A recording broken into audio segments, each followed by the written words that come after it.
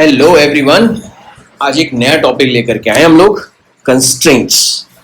Constraints में मैंने देखा है कि बच्चे बहुत परेशान होते हैं। और दोस्तों, अगर आप कंस्ट्रेंट्स में परेशान होते हो तो ये एक वीडियो है जो आपके जितने भी कॉन्सेप्ट्स हैं कंस्ट्रेंट से रिलेटेड वो सारे क्लियर करते हैं। तो स्टेप बाय स्टेप मैं चीज़ों को लेकर के चलता हूँ और कंस्ट्रेंट्स क्या हैं, किस तरह से बिहेव करते हैं, किस लिए हैं, उनका पर्पस क्या है, इन सारी चीज़ों को हम लोग डिस्कस करते हैं। And this one video is going to be enough for your entire understanding of constraints. इस वीडियो को हम दो पार्ट्स में बनाएंगे। Part one is constraints of length. Now what are constraints of length? Constraints of length simply ये कह सकते हैं कि length of a string is constant. और इससे ज्यादा कुछ नहीं। एक धागे की लंबाई, एक स्ट्रिंग की लंबाई कांस्टेंट है, उसकी लेंथ आप बढ़ा घटा नहीं सकते हो, वो इलास्टिक नहीं है, वो एक्सपैंडेबल नहीं है। अब जो भी शब्दावली इस्तेमाल करना चाहो, but the length of a string is constant and that is what comes under the category of constraints of length. ठीक है भाई। अब इसमें मेनली तीन तरह की चीजें देखने को मिलती हैं। पहला, जहां पे हमारे पास सिर्फ एक पुली है और दो ब्लॉक्स हैंग कर। सवाल ये उठता है कि ये ब्लॉक का मोशन, मान लेते हैं ऊपर जा रहा है, मैं नहीं जानता कि ऊपर जा रहा है नहीं जा रहा है, बट मान लेते हैं कि ऊपर जा रहा है, और ये ब्लॉक का मोशन किस तरह से रिलेटेड है। ठीक, अब ये सबसे सिंपल वाला केस है और मैं उसको डिस्कस करूंगा, बट पहले अगले वाले पे चलते हैं। यहां पे एक स्ट्रिंग की बजाय दो स्ट्रिंग्स है। आप देखो, यहां पे एक स्ट्रिंग की बजाय दो स्ट्रिंग्स हैं और दो स्ट्रिंग्स एक दूसरे से किसी तरह से कनेक्टेड हैं। Somehow they are interconnected. Due to that connectivity, इन दोनों ब्लॉक्स का जो मोशन है, मान लेते हैं ऊपर आ रहा है, मान लेते हैं नीचे जा रहा है, मैं नहीं जानता दोनों किधर जा रहे हैं, बट जस्ट मान लेते हैं ये दोनों मोशन भी कनेक्टेड है। करेक्ट। और यहां पे तीसरे केस में ये दो ब्लॉक्स हैं, एक स्ट्रिंग है, एक ही स्ट्रिंग है, लेकिन ये मूव कर रहे हैं कुछ इस तरह से। ये ऐसे मूव कर रहा है और ये ब्लॉक ऐसे मूव कर रहा है, जो कि स्ट्रिंग से कुछ एंगल बना रहा है थीटा, और इनका भी मोशन किस तरह से कनेक्टेड है। तो कंस्ट्रेंट्स में इस तरह के क्वेश्चंस का हम आंसर करते हैं कि हाउ आर मोशन ऑफ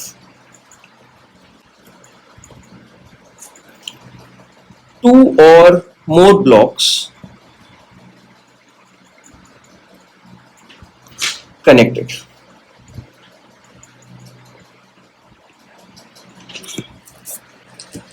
और इस टॉपिक को पढ़ने के लिए या इस टॉपिक को अच्छी तरह से समझने के लिए, किसी भी टॉपिक को अच्छी तरह से समझने के लिए एक सिंपल रूल आपको याद रहना चाहिए कि जब तक आपने प्रॉपरली समझा नहीं, तब तक कंसेप्ट आपको समझ में आया नहीं। शॉर्टकट यूज करके क्वेश्चंस बना लेना is not a good deal, it's a very bad deal, क्योंकि आप तब फंस जाओगे जब आपको समझ में नहीं आएगा कि यहाँ पे ये शॉर्टकट कैसे यूज होगा। तो इसलिए हम बहुत ही बेसिक से शुरू करते हैं कंस्ट्रेंट्स को समझना। Got it? तो हम अपने पहले केस से शुरू करते हैं, और पहले केस से शुरू करने के लिए मैं पहले इसे कॉपी करके एक नए पेज पर आता हूँ। Alright, so this is case one. This is case 1. In this case, you will see that there is a single string and a single pulley.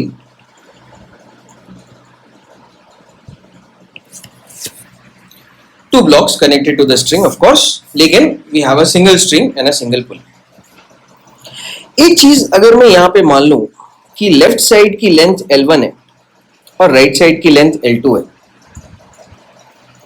If the length on the left side is L1 and the length on the right side is L2, then we can say that L1 plus L2 equals to constant. क्यों कह सकते हैं? Because the length of string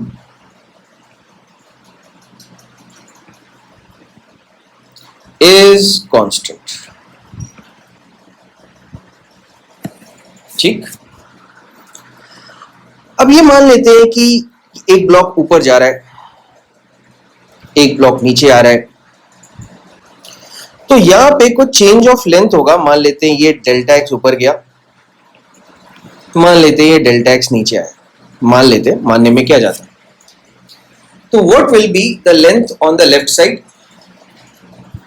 the length on the left side is going to be equals to L1 minus delta x, or let me not say delta x and delta x, let me put it as delta x1 and delta x2, क्योंकि अभी मुझे पता नहीं कि ये equal होगा या नहीं होगा। ठीक है, बहुत सारे बच्चे जो पहले से गेस कर चुके हैं कि हाँ इक्वल होगा, वो ठीक है, but let's for the sake of assumption, let's assume that they are not equal and let me call this as delta x1। तो लेफ्ट साइड की लेंथ डिक्रीज हो जाएगी and that will become minus delta x1। Right side की length increase हो जाएगी और वो हो जाएगा plus delta x1 plus delta x2, I am sorry, and this length is still equals to L1 plus L2 because the length of the string is constant, right? तो हमें क्या मिलेगा? L1 और L1 कैंसिल हो जाएगा, L2 और L2 cancel हो जाएगा। देखो मैंने कितनी बड़ी गलती करी, यहाँ पे L2 होना चाहिए था, राइट। L2 और L2 कैंसिल हो जाएगा and what do we have? We have minus delta x1 plus delta x2 equals to 0, right. अच्छा, अगर मैं इसे टाइम से डिवाइड कर दूं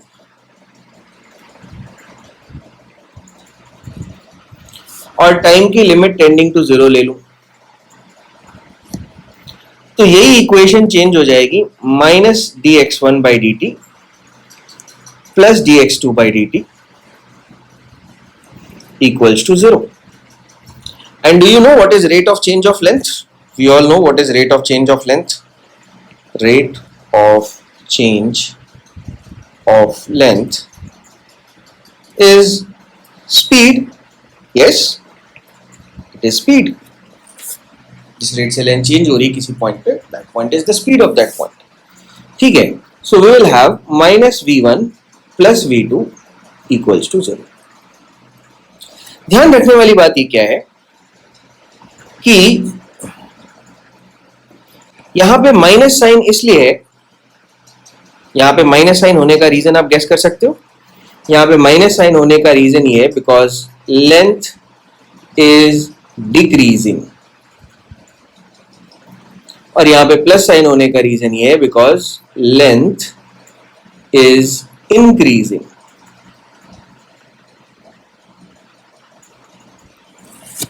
लेंथ इज इंक्रीजिंग, तो लेफ्ट साइड में आप देखोगे length is decreasing due to v1 and right side में due to v2। What is v1? v1 is this velocity here, let me mark it now, let's say this velocity is v1 and this velocity is v2। so v1 की वजह से length decrease हो रही है जिस कारण से minus sign है, और v2 की वजह से लेंथ इंक्रीज हो रही है जिस वजह से प्लस साइन। अब अगर मैं इसको एक बार और इसका रेट ऑफ चेंज निकाल लूं, अज्यूमिंग कि v चेंज हो रहा है, तो मैं ये लिख सकता हूं minus dv1 by dt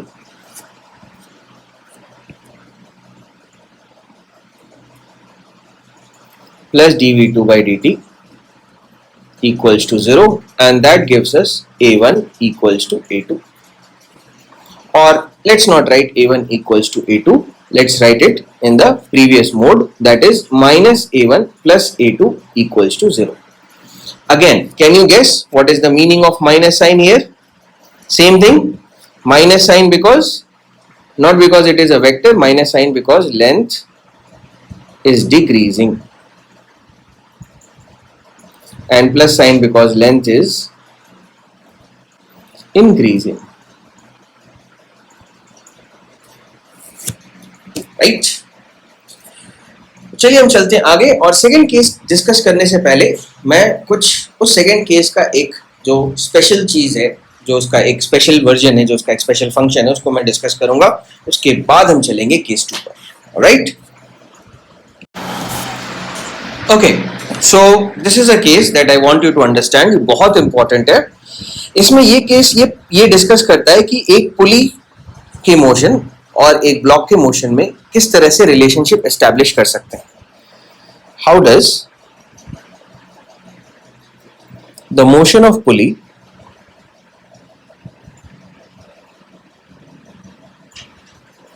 effect the motion of block.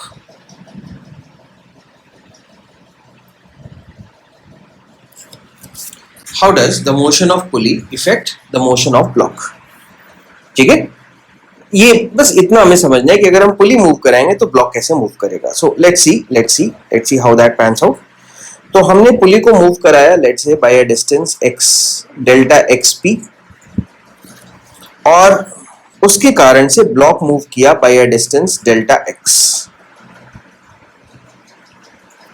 and I want to find out a relationship between delta x and delta xp. ठीक है भाई, चलिए शुरू करते हैं। तो मान लेते हैं पुली को मूव करा के यहां तक ले आए। ठीक है भाई, अब पुली को मूव करा के भले ले आए, लेकिन ये जो वॉल है, ये जो आपको यहाँ पे वॉल दिख रही है, ये वाली वॉल, इसको मैं कहता हूं wall. This is a wall, got it? This is a wall. ठीक है, this wall is not going to change its position. Wall displace नहीं होगी, आप दीवार को नहीं हिला सकते, स्ट्रिंग की मदद से आप दीवार को नहीं हिला सकते, और दीवार को हिलाना इंटेंशन भी नहीं है। वैसे ऐसा नहीं कि दीवार को नहीं हिला सकते, आप कोशिश करें तो, बट दीवार को हिलाना इंटेंशन नहीं है। इंटेंशन ये है कि हम जो है स्ट्रिंग का, पुली का और ब्लॉक का मोशन डिस्कस कर सकें। सो this is your wall, again the same wall, got it? और अब हम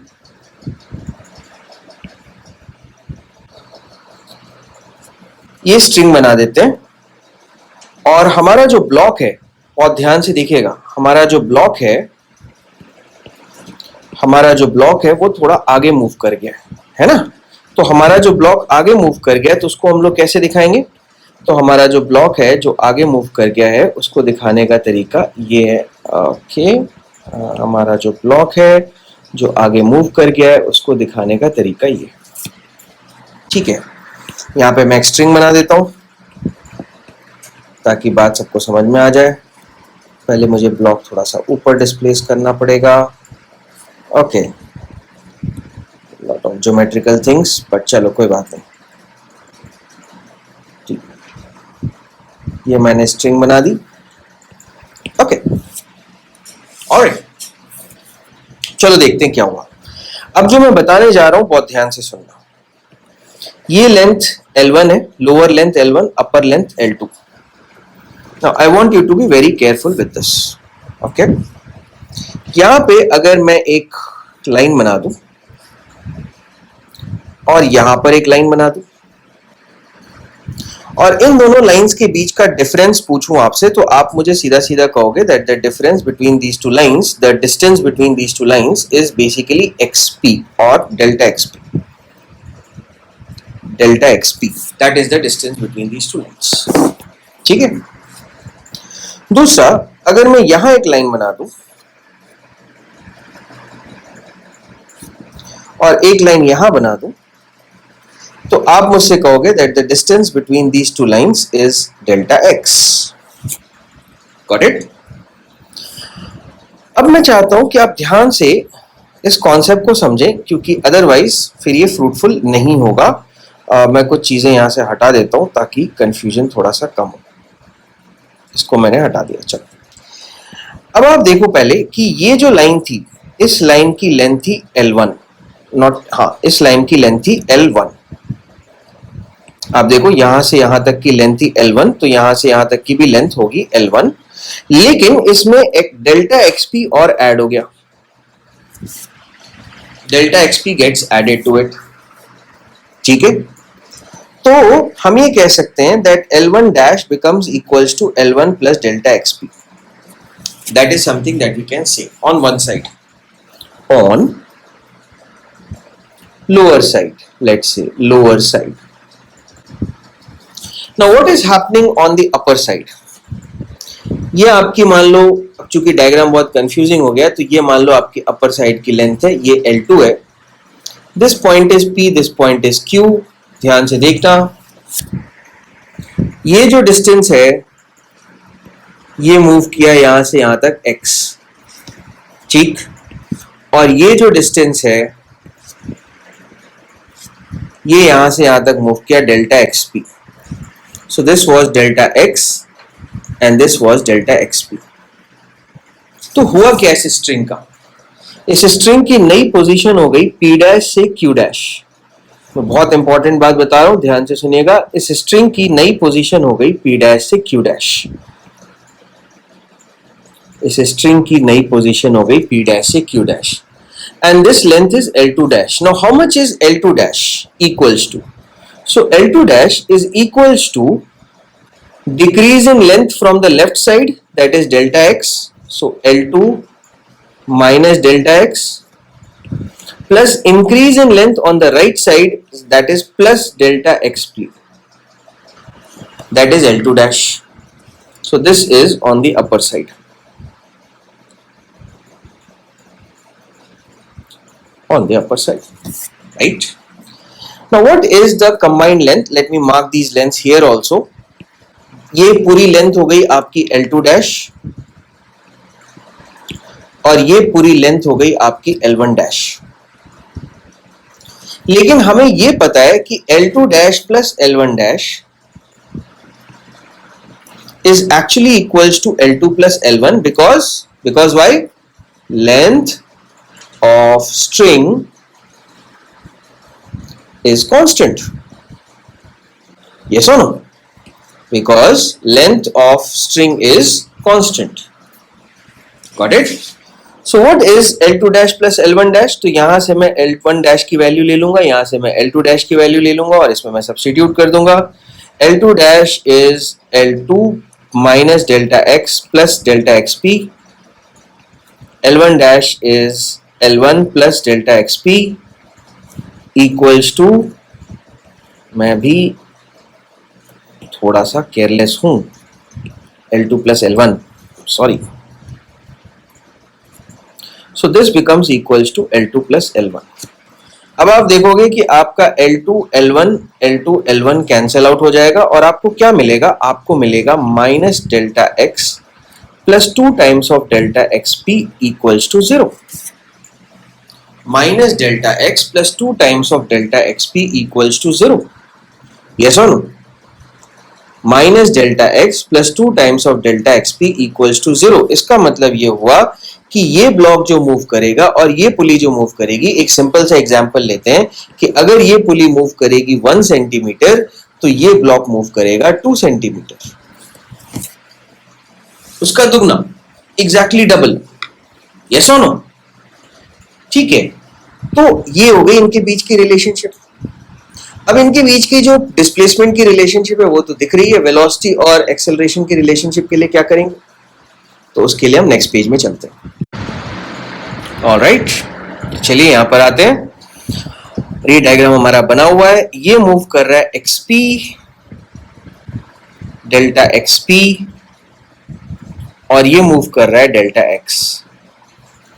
और अभी हमने रिलेशनशिप क्या निकाली थी? जस्ट थोड़ी देर पहले हमने क्या निकाली थी? Minus delta x plus 2 times of delta XP equals to 0. Minus क्यों है? Because length is decreasing. Plus क्यों है? Because length is increasing. है जी, बिकॉज लेंथ इज इंक्रीजिंग. और अब मैं क्या काम करूंगा कि अब मैं इसे टाइम से डिवाइड कर दूंगा. तो minus delta x by delta t plus 2 times of delta XP by delta t equals to 0. और अगर मैं डेल्टा t टेंडिंग टू 0 कर देता हूं for a very small gap of time, what will I have?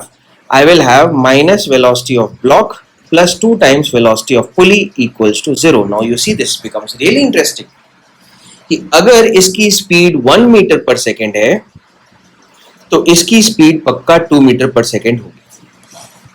जितनी speed है इसकी, अगर इसकी 3 है तो इसकी 6 होगी, अगर इसकी 4 है तो इसकी 8 होगी। मतलब ये हुआ कि जितनी भी पुली की वेलोसिटी है, ब्लॉक की वेलोसिटी उसकी डबल होगी। And the same relation goes for acceleration. I don't need to differentiate it again and again. So minus AB plus 2AP equals to 0. Got it? Now I want you to think. मैं चाहता हूं कि आप एक बार सोचें कि अगर मैं इस ब्लॉक को लेफ्ट लेके जाऊंगा तो क्या होगा। Let's say I try to move this block towards left. Then what is going to happen? ठीक है, तो उसका एक फास्ट फॉरवर्ड डिस्कशन हम लोग नेक्स्ट पेज में कर लेते हैं। L2 डैश, ऑलराइट, तो as usual we are trying to bring our block towards left. Let's say delta x इस तरफ, तो पुली को अपनी तरफ पुल करेगा इस तरफ, delta x p, just for the sake of fun, just for the sake of fun मैं क्यों मानूं कि डेल्टा एक्स पी लेफ्ट ही जा रहा है। आप अज्यूम कर सकते हो सर आपने की तो कोई जबरदस्ती वाली बात हो गई कि आप मान रहे हो डेल्टा एक्स पी लेफ्ट ही जाएगा। चलो, just for the sake of fun I assume that delta x p is towards right.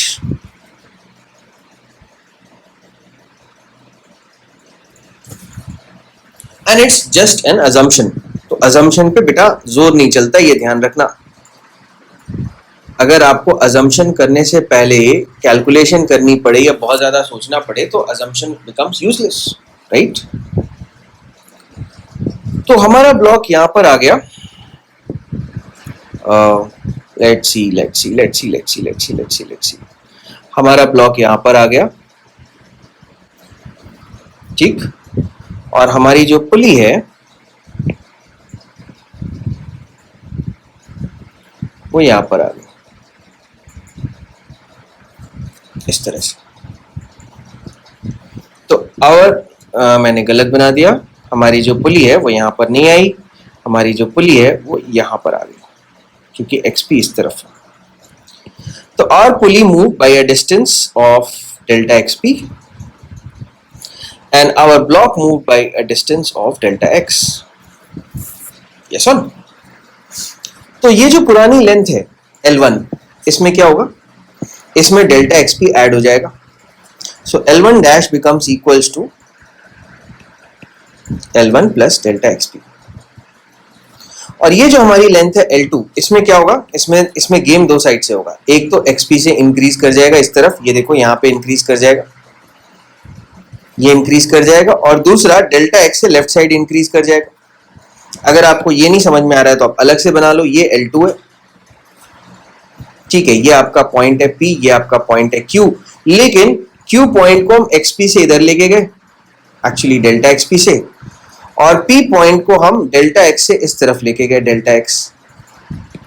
तो ये हमारा हो गया नया पॉइंट P डैश, और ये हो गया हमारा नया पॉइंट Q डैश। नहीं हो गया? तो L2 डैश कितनी हो जाती है, L2 dash becomes equals to L2 plus delta XP plus delta X, और यहां पे हमने लिख दिया L2 dash is equals to L2 plus delta XP plus delta X। Yes और?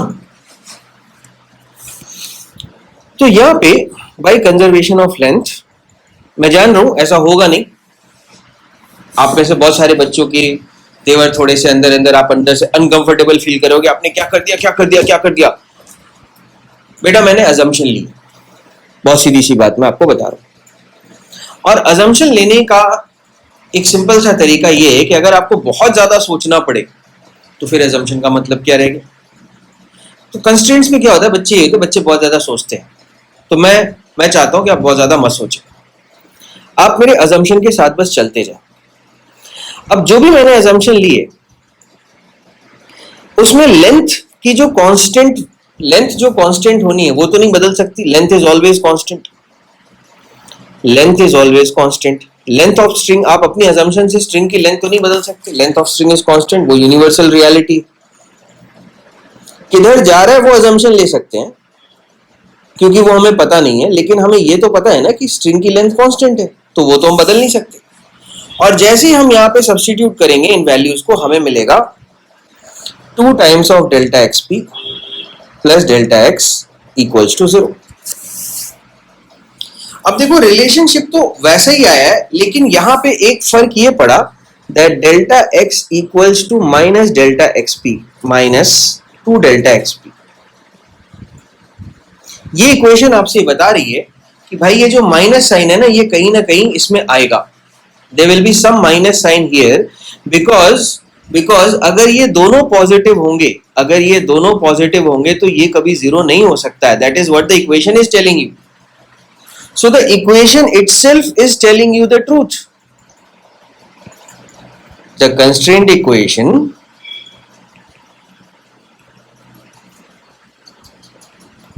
is telling you the truth.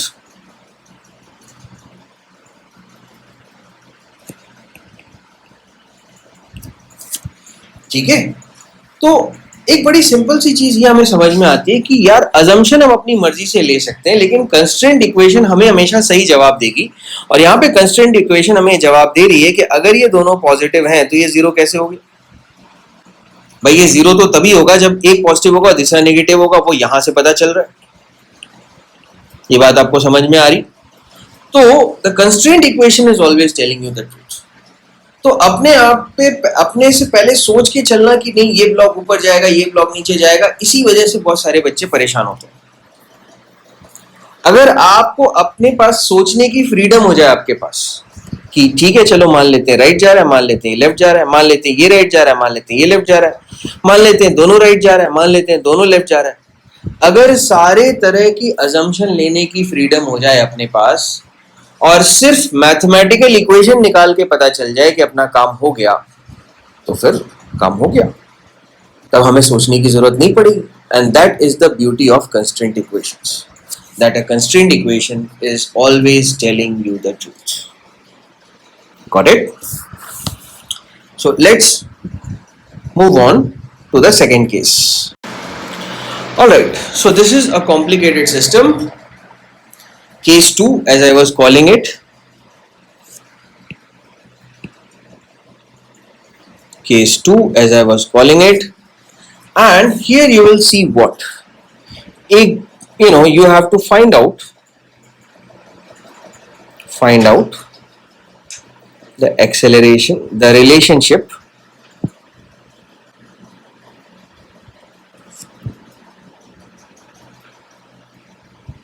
between accelerations of moving objects.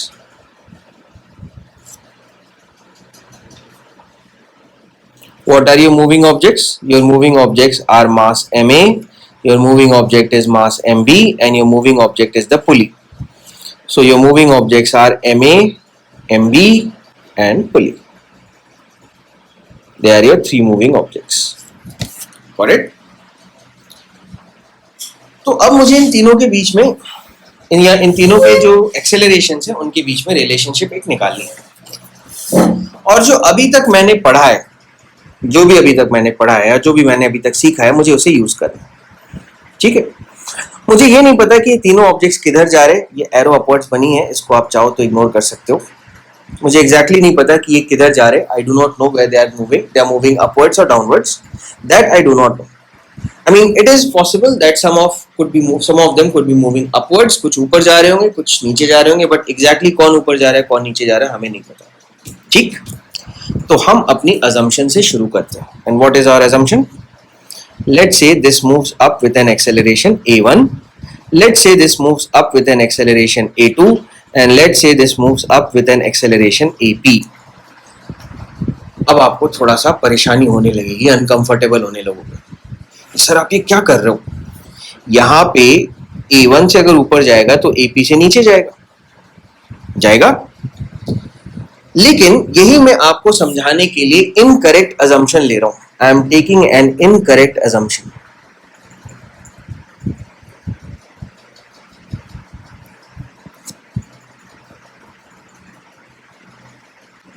मैं incorrect assumption लेकर के आपको ये समझाने की कोशिश कर रहा हूं कि अजम्पशन लेने से फर्क नहीं पड़ता, आपके आंसर्स और आपके कंस्ट्रेंट रिलेशनशिप्स में कोई फर्क नहीं पड़ता। ठीक है, आपके आंसर्स भी सही आएंगे, आपके कंस्ट्रेंट रिलेशनशिप्स भी सही आएंगे। फिलहाल आपको मैं जो बोल रहा हूं आप उस पर ध्यान रखें। ठीक है, मैंने जानबूझ के इनकरेक्ट अजम्पशन लिया। अब मैं कैसे रिलेशनशिप निकालूंगा? तो सबसे पहले यहां पे आप ध्यान दो कि there are two strings, S1 and S2. Let me mark them. This is S1, this is S2. There are two strings.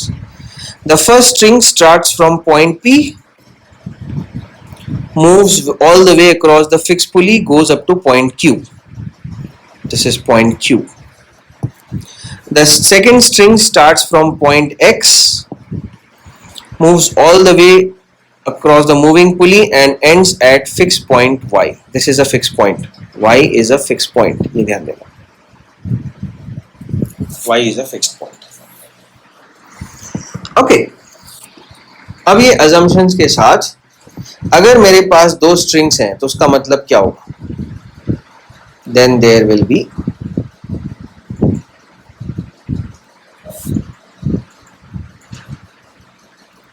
two constraints.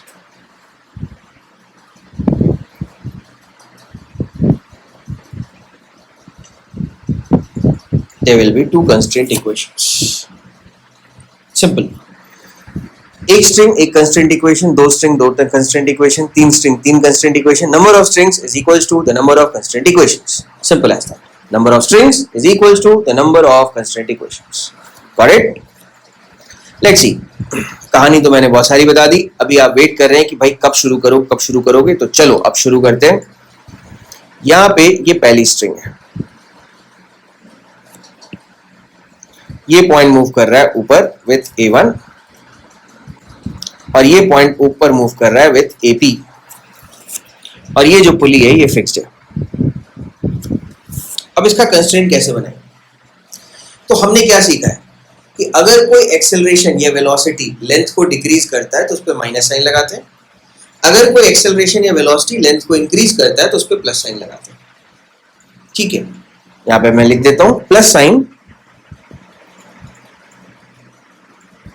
for increase in length,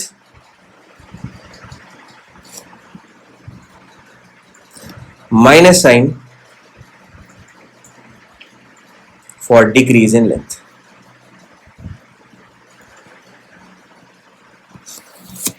Yeah. Now, यहां क्या हो रहा है? अगर मेरा पॉइंट P है इस जगह पे और ये इस जगह पे पहुंच के P डैश बन जाता है, तो what happens to the length on the left side? Length left side में क्या हुआ? Guess करो. Very good. Decrease किया है, तो you will write it as minus A1. Now there is a point here on the Q. If it goes up, assumption के हिसाब से तो up ही जा रहा है ना। अब आप ये मत बोलना कि सर एक साइड ऊपर जाएगा दूसरा साइड नीचे जाएगा, नहीं, जो assumption लिया उसके हिसाब से क्या कर, तो assumption के हिसाब से up जा रहा है तो it is Q dash। तो अब आप गैस करो कि यहां से यहां गया तो राइट साइड की लेंथ क्या हुई? गैस करो। डिक्रीज हुई तो आप लिखोगे minus AP and net change in length equals to 0, तो A1 plus AP equals to 0। अब आपको देखो ये इक्वेशन ही आपको सही आंसर दे रही है। इक्वेशन आपको आंसर दे रही है कि अगर A1 AP दोनों नेगेटिव हो या A1 AP दोनों पॉजिटिव हो तो ये इक्वेशन पॉसिबल नहीं है, इसका सम 0 नहीं हो सकता। This is what the equation is telling you. So, आपने जो भी assumption लिए, अगर आप mathematics पे trust करते हो, if you trust the mathematics of this particular constraint, you will always get the right answer. ठीक है? Now, let's move on to the second one.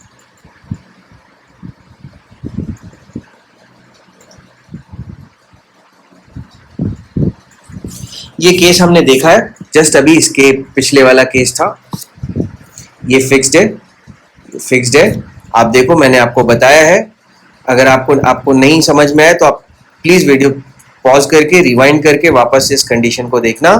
ये A2 से ऊपर जा रहा है, ये AP से ऊपर जा रहा है, क्या होगा?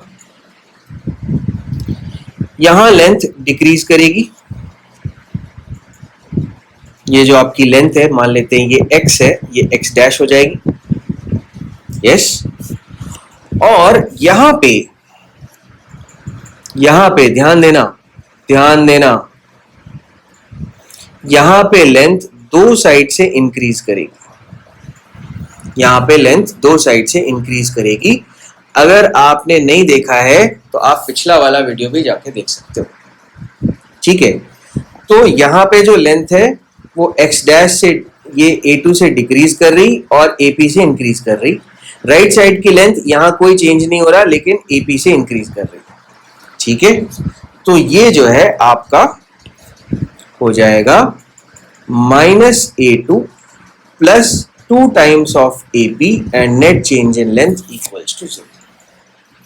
हम इसे डिस्कस कर चुके हैं, we have already discussed it. If you are feeling confused, just go back and watch that particular section of the video that I discussed.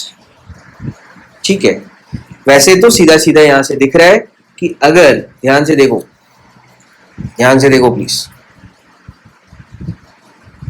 अगर ये लेंथ L2 है और ये लेंथ L1 है, ठीक है, तो L2 में लोअर पॉइंट से इस पॉइंट से डिक्रीज हुआ ऊपर की तरफ x2 और यहां से इंक्रीज हुआ xp।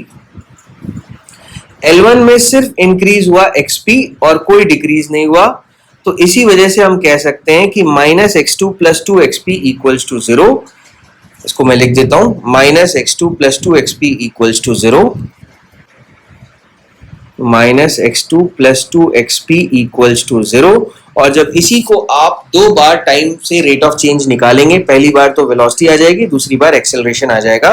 This is the equation that you are going to get, -A2 + 2AP equals to 0। Correct, ठीक है। तो यहां पे we will have A1 + AP equals to 0, that is your first equation, -A2 + 2AP equals to 0, that is your second equation. तो पहली वाली equation gives you the relationship between A1 and AP, the second equation gives you the relationship between A2 and AP. अब अगर आपको A1 और AP में relationship चाहिए तो आपको कुछ नहीं करना है, फर्स्ट से और सेकंड से AP को एलिमिनेट कर देना है। तो आप यहां से देख लो, AP का वैल्यू आ जाएगा कितना, -A1, और इसे ले जा करके घुमा के यहां देखो, इस जगह डाल दो, तो क्या मिलेगा आपको, what will you get, you will get -A2 - 2A1 equals to 0, or we can simply get A2 + 2A1 equals to 0. That is your relationship between A1 and AP. That is your relationship between A1 and AP. Got it? So this is how it works. All right, again this is an interesting problem and we want to tackle this problem by finding out the relationship between A1, A2, A3 and AP. मैंने सबको नीचे मान लिया, हो सकता है सही हो सकता है गलत हो, I do not care because it is an assumption, simple as that. कितनी स्ट्रिंग्स हैं बताओ, एक स्ट्रिंग जो है वो P से शुरू होकर के Q पे खत्म हो रही, यहां से जा रही है ऐसे। दूसरी स्ट्रिंग जो है वो X से शुरू होकर के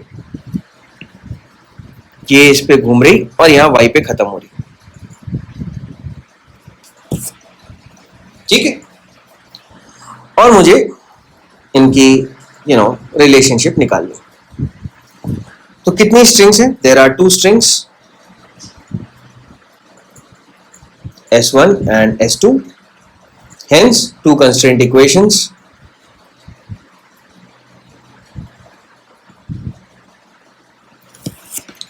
Two constraint equations, 2 strings, 2 constraint equations. Got it? 2 strings and 2 constraint equations.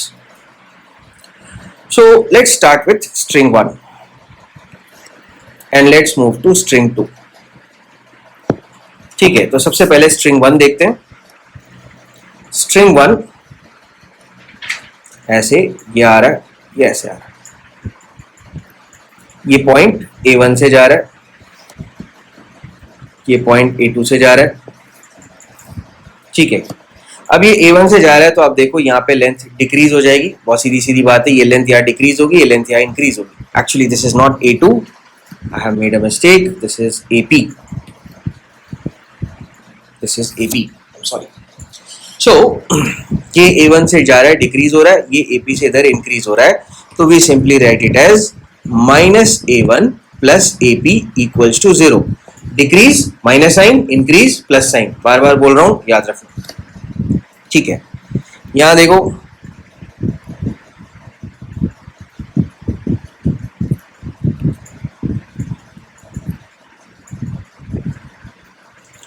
ये A2 से नीचे जा रहा है, ये A3 से नीचे जा रहा है, ये AP से नीचे जा रहा है.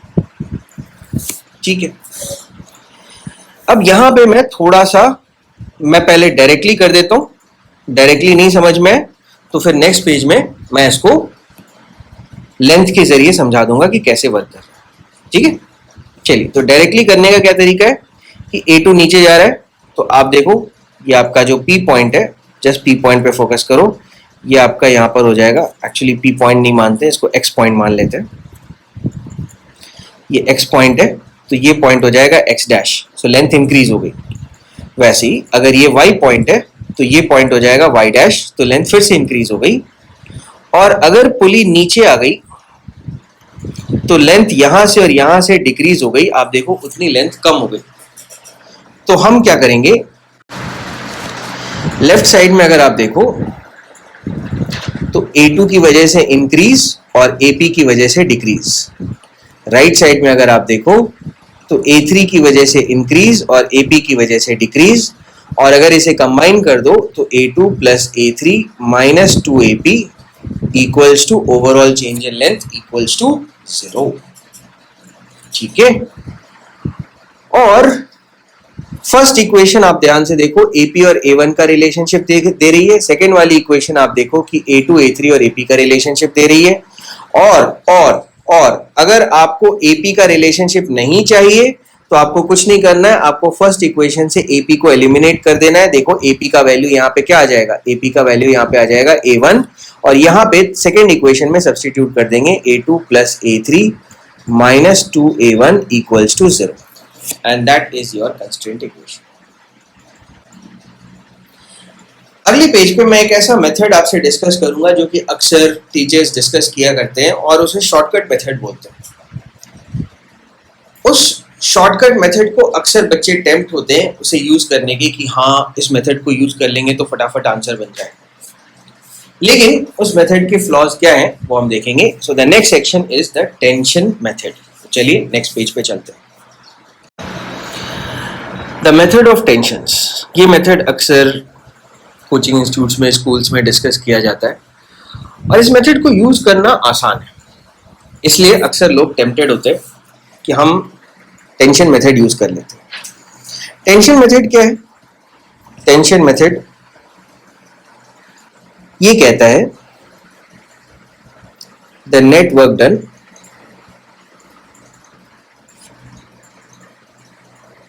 by all tensions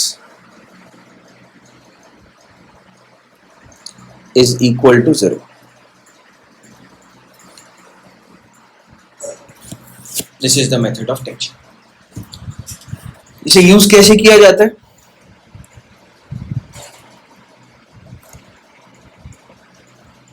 सबसे सिंपल केस लेता हूं.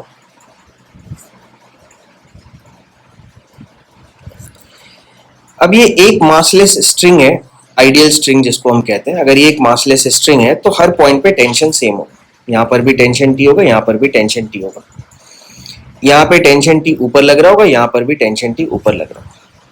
ठीक है, और एक ब्लॉक मान लेते हैं ऊपर जा रहा है डेल्टा x1 और एक ब्लॉक नीचे जा रहा है डेल्टा x2. ओके, तो what is the work done by tension on the left block? Work done by tension on the left block.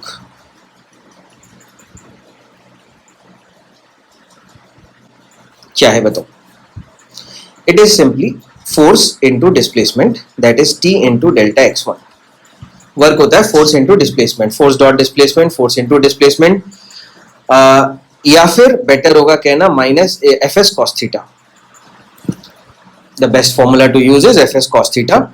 तो आपका फोर्स भी ऊपर, डिस्प्लेसमेंट भी ऊपर, तो cos theta is equals to theta equals to 0, तो cos theta equals to 1. So T into delta x1. यहां पे कहानी कुछ और है, फोर्स ऊपर डेल्टा x2 नीचे. आप यहां पे देख लो, फोर्स ऊपर डेल्टा x2 नीचे, तो इनके बीच में एंगल 180 डिग्रीज है, तो cos 180 का वैल्यू हो जाता है -1, तो यहां पे हो जाएगा minus T into delta x1 x2 equals to 0, and we will have delta x1 minus delta x2 equals to 0. अब अगर हम इसे टाइम से डिवाइड कर दें और डेल्टा t 0 ले लें तो v1 minus v2 equals to 0, और अगर एक्सेलरेशन ले लें तो a1 minus a2 equals to 0. ठीक है भाई, बात तो समझ में आ गई? सही है, बिल्कुल सही. और ये कॉम्प्लिकेटेड सिचुएशंस में भी काम करता है. It works in complicated situations. It works in complicated situations. किस तरह से काम करता है जरा देखो तो. यहाँ पे जो हमने एक प्रीवियस केस लिया था, उसी केस को, केस 2 को वापस से लेते हैं. Let's take case 2 again. अब इस बार मैं बहुत खूबसूरत सा डायग्राम नहीं बनाऊंगा, just a diagram that will help you understand.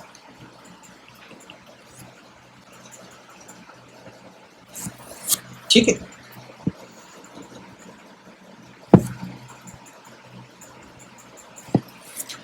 अब मैंने आपसे कहा था कि इसका एक्सेलरेशन a1 ऊपर ले लेते हैं, इसका एक्सेलरेशन a2 ऊपर ले लेते हैं.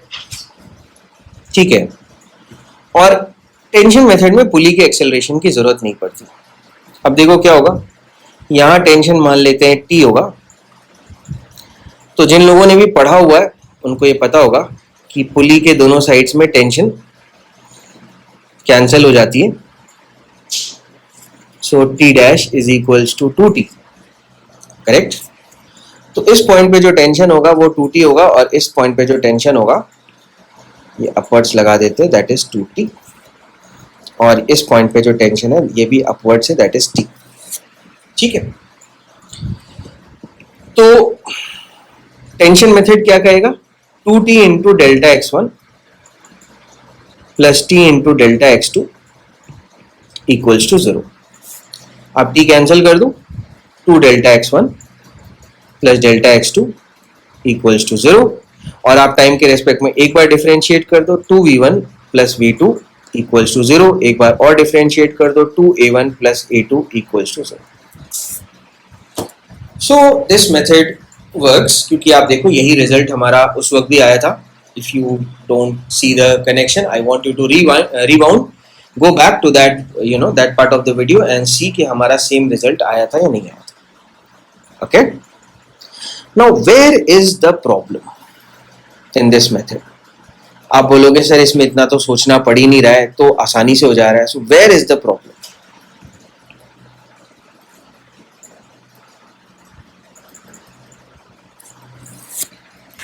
Where is the problem? The problem arrives when, let's say, let's consider a point P.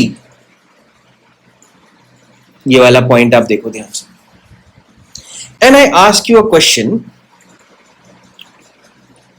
What is the acceleration of P?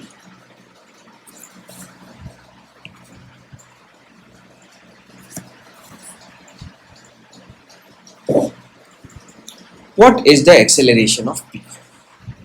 आपको प्रॉब्लम दिख रही? नहीं दिख रही? अगर आपको P का एक्सेलरेशन निकालना है तो आप स्ट्रिंग के किसी एक जनरल पॉइंट का एक्सेलरेशन निकालना है, तो आप इस पे टेंशन मेथड नहीं लगा सकते क्योंकि P के दोनों साइड पे टेंशन कैंसिल हो जाएगी. Can't use the tension method because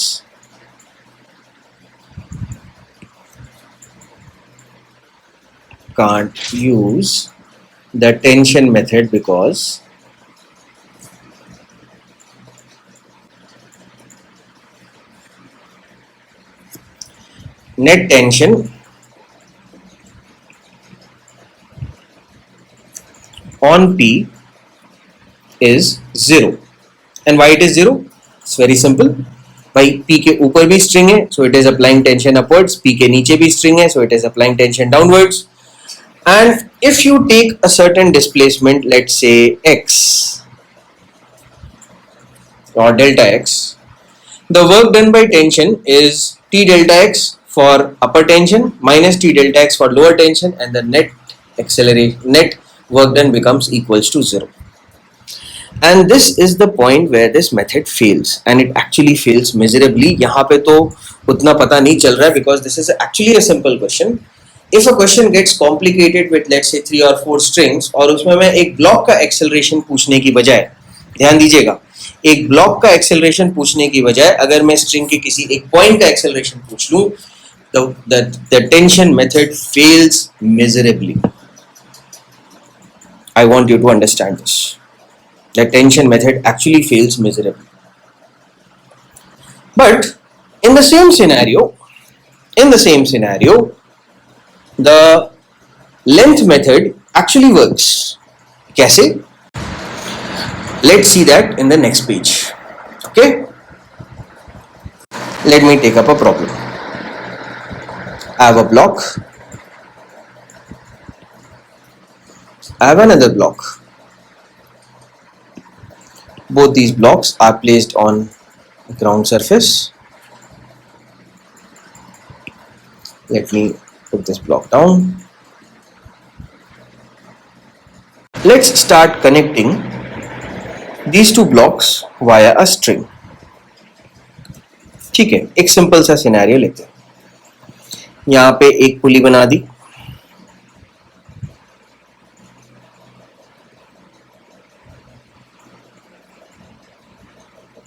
यहाँ पे एक पुली बना दी,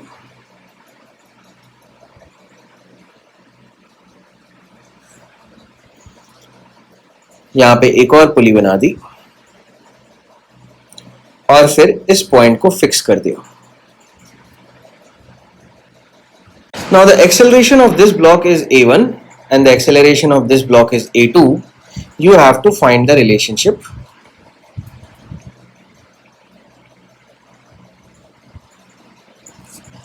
between a1 and a2. तरीका क्या है? Tension method. सारे बच्चे कूद पड़ेंगे. वेरी गुड सर, एक काम करते हैं, टेंशन मेथड लगा देते हैं. Let's call this block as A, let's call this block as B. B पे टेंशन निकाल लो, ए पे टेंशन निकाल लो और काम हो जाएगा. तो बी पे कितना टेंशन लग रहा है ध्यान से देखो. बी पे एक ही स्ट्रिंग है. Let me clarify at this point that there is just one string. There is just one string. 75 string नहीं है, there is just one string.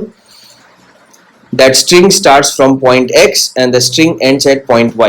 I want you to understand that. That's just one string. Okay? So here the tension is T from this part, from the X part. Here the tension is 2T. क्यों 2T है वो आपको पता होना चाहिए. अगर आपको नहीं पता है तो आपको थोड़ा सा रिवीजन करना पड़ेगा डायनेमिक्स में. Here the tension is 2T. Here the tension is 2T. Got it? इसका acceleration A1 है, इसका acceleration A2 है. Total work done by tension that is 4T into A2. मैं सीधा A2 ले लेता हूँ. Minus 3T into A1 equals to 0. And you will have 4A2 equals to 3A1. Simple enough? Nothing special? Yes or no? Let's say I want to find out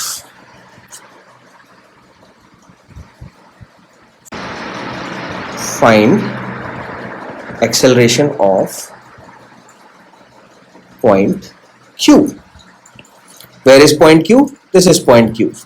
Point Q. Now how do I find the acceleration of point Q? क्योंकि सब गड़बड़ हो गई, tension method काम ही नहीं करेगा.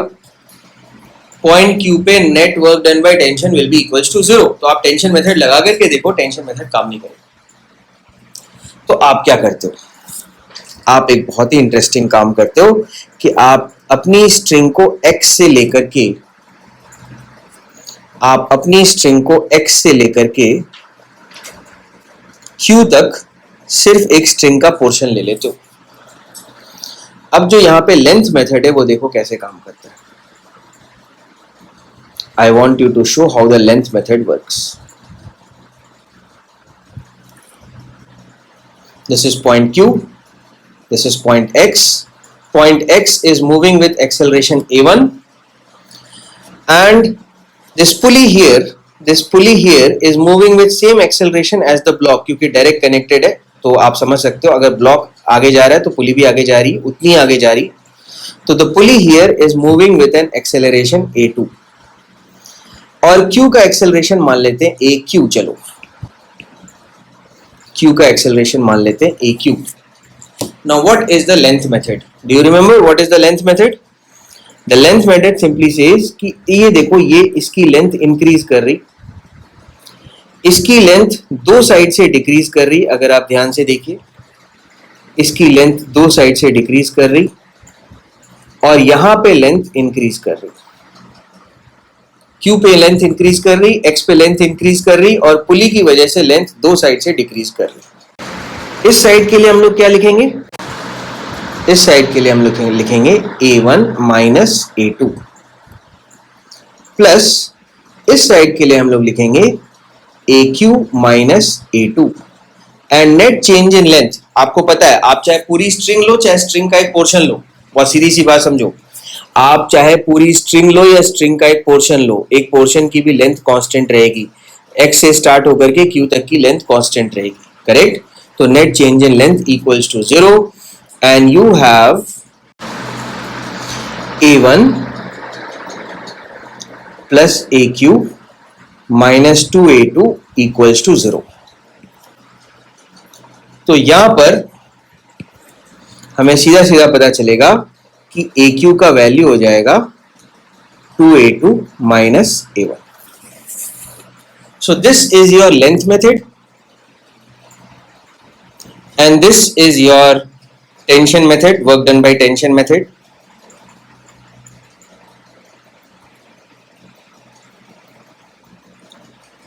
It is short, मैं इसमें कोई डिनाई नहीं करूंगा. This method is short and easy. But this method fails miserably. It fails miserably when we are asking, and it does not fail at these point. It fails at lot of other places. जहाँ पे पुली में मास आ जाए, पुली rotate करना शुरू कर दे, it also fails miserably. तो ऐसे बहुत सारे केसेस आपको फिजिक्स में मिलेंगे जहाँ पे टेंशन मेथड फेल करता है. तो अपने को करना है कि अपने को शॉर्टकट नहीं करना, अपने को कॉन्सेप्ट समझना. ठीक है? Alright, let's come to case 3. और यहाँ पे दो ब्लॉक्स मूव कर रहे हैं, इसको मैं मान लेता हूँ A, इसको मैं मान लेता हूँ B.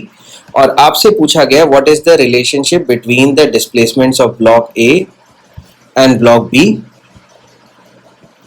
And also what is the relationship between velocities of block A and block B. अब इस सिनेरियो को मैं एक बार बनाता हूँ. Let me draw this scenario. पूरा डायग्राम नहीं बनाऊंगा, it would be a waste of time, but you know the important parts are important parts. अब क्या हुआ कि आपने इसको ऐसे शिफ्ट किया लेफ्ट की तरफ. लेफ्ट की तरफ शिफ्ट करने की वजह से क्या हुआ कि ये स्ट्रिंग इस तरह से आ गई ऐसे. This is how it moves. तो ये जो पहले आपका लेट से ये पॉइंट था आपका P, ये पॉइंट था आपका Q, अब ये बन गया आपका पॉइंट P डैश और ये बन गया आपका पॉइंट Q डैश. P से P डैश की जो डिस्प्लेसमेंट है that is of course delta XA और Q से Q डैश की जो डिस्प्लेसमेंट है that is delta XB.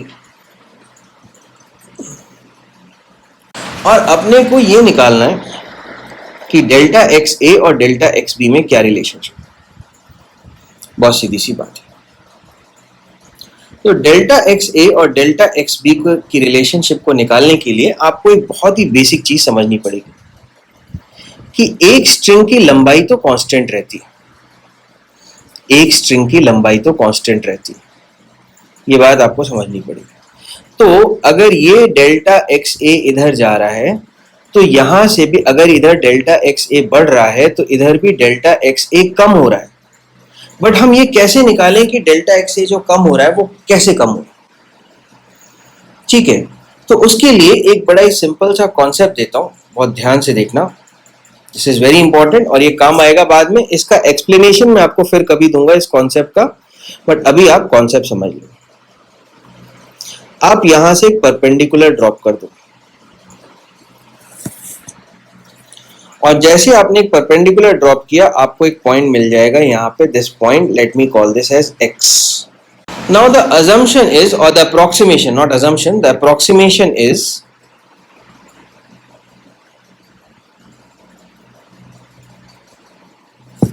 let me call this as O. The approximation is that OQ equals to OQ dash equals to OX. That is the approximation. कि अगर आपने यहां पे परपेंडिकुलर ड्रॉप कर दिया तो O से X की लेंथ और O से Q डैश की लेंथ एग्जैक्टली सेम है। O से X की लेंथ और O से Q डैश की लेंथ एग्जैक्टली सेम है। That is the approximation. ये अप्रोक्सीमेशन कैसे आया? कोई भी चीज बिना लॉजिक के, बिना मैथमेटिकल रीजनिंग के नहीं होता है, लेकिन मैं इसे एक और वीडियो में डिस्कस कर दूंगा। अभी आपको इसे जानने की जरूरत नहीं, अभी आप इसे फेस वैल्यू पे मान के चलो। ठीक है भाई, तो जब आपने एक परपेंडिकुलर यहां पे ड्रॉप कर दिया तो जो आपको ट्रायंगल मिला वो मैं आपको दिखाता हूं। आपको मिला ये triangle, this is the triangle that you get. This distance is delta xb, this angle is theta, this is the perpendicular of course, yes. So this distance obviously becomes equals to delta xb cos theta. This is delta xb cos theta. Hence change in length of OQ is this distance, change in length of OQ is actually this distance delta x b cos theta. अब logic क्या है? Logic ये है कि जितना left side length बढ़ेगा उतना right side में लेंथ घटेगा, जितना लेंथ बढ़ेगा उतना लेंथ घटेगा। फिर से देखो, जितना लेंथ बढ़ेगा उतना लेंथ घटेगा। तो अगर ये लॉजिक है तो उसके हिसाब से delta x a minus delta x b cos theta equals to 0। इसे मैं एक बार फिर से समझा देता हूं। पहले आपका जो धागा था, जो थ्रेड था, वो था P से Q, P से O से Q। फिर आपने इसे थोड़ा शिफ्ट किया, तो शिफ्ट करने की वजह से ये ब्लॉक ऊपर नहीं भाग रहा है, ये ब्लॉक सीधा जमीन पे हॉरिजॉन्टली चल रहा है। तो ये शिफ्ट करने की वजह से हो गया P डैश से O डैश, O से Q डैश, ये वाला हो गया रेड वाला। अब इधर जितनी लेंथ बढ़ी, अगर इधर मान लो लेंथ 1 सेंटीमीटर बढ़ी तो इधर लेंथ 1 सेंटीमीटर कम होनी चाहिए, लेकिन कैसे पता करें कितनी कम हुई? तो आपने यहां से एक परपेंडिकुलर ड्रॉप कर दिया। परपेंडिकुलर ड्रॉप करते ही ये एक्स्ट्रा लेंथ आपको मिल गई, this is the decrease in length. So what we are saying, OX is equals to OQ dash and this remaining extra length is the length that is decreased. So what is the remaining extra length? The remaining extra length by basic trigonometry is delta XB cos theta. So अब आप इसे time के respect में differentiate कर दो या फिर dt से डिवाइड कर दो, जैसा भी आपका मन करे। VA equals to minus, sorry not equals to, VA minus VB cos theta equals to 0. VA minus VB cos theta equals to 0. तो अगर इसकी वेलोसिटी VA है और इसकी वेलोसिटी VB है तो VA minus VB cos theta equals to 0. The other way to understand, अगर आपको लग रहा है कि बड़ा ही कॉम्प्लिकेटेड है, तो the simple way to understand is string will have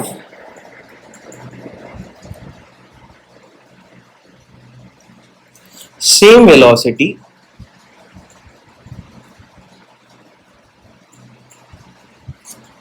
at all points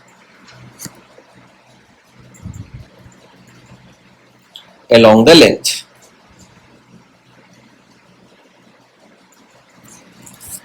length के along स्ट्रिंग की सारे पॉइंट्स पे वेलोसिटी सेम है, ठीक है. Let me explain this to you in a so this is your diagram, just the same diagram, no difference at all. This is block A, this is block B.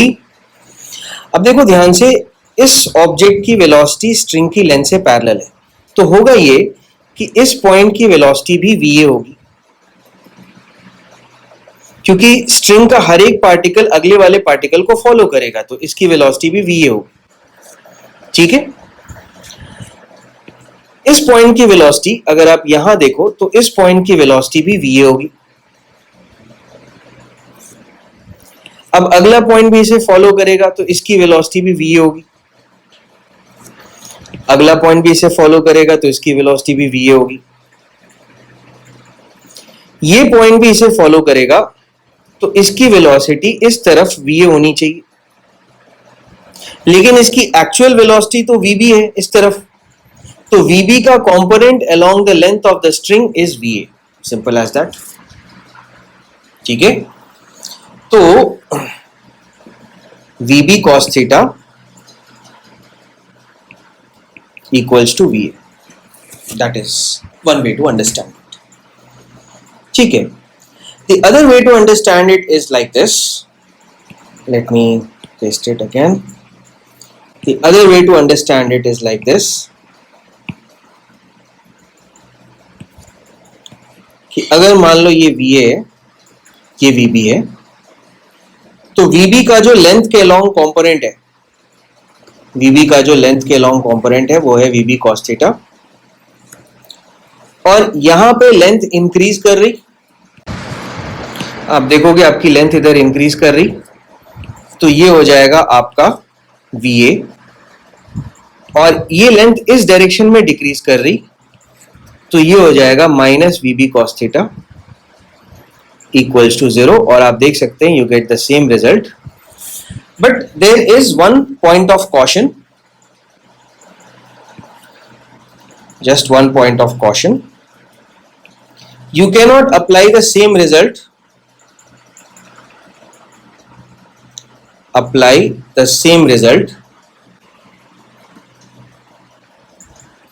for acceleration, as in अगर आप इसे differentiate करोगे तो आपको यह ध्यान रखना होगा कि theta is also changing. So if you are differentiating it dva by dt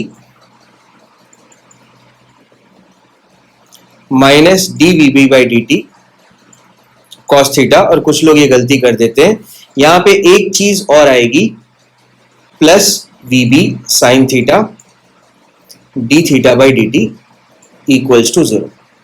तो एक्सेलरेशंस के साथ वो रिलेशनशिप नहीं होगी जो वेलोसिटीज के साथ होगी. तो एक्सेलरेशन की रिलेशनशिप क्या आ रही है, aa minus ab cos theta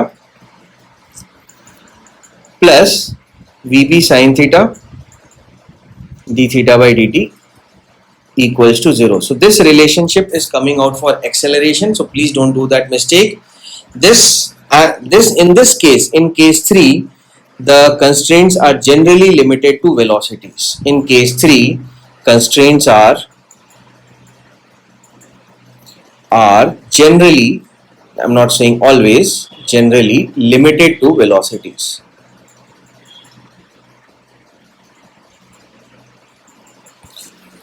So this was all about length constraints. इतना enough है. अगर आप इस वीडियो के सारे पार्ट्स ध्यान से देखें तो आपको लेंथ कंस्ट्रेंट समझ में आएगा. For examples, for solutions of some good questions, I will create some new videos, and there is a type 2 constraint that is called as the constraints of wedges that we will discuss in a next section.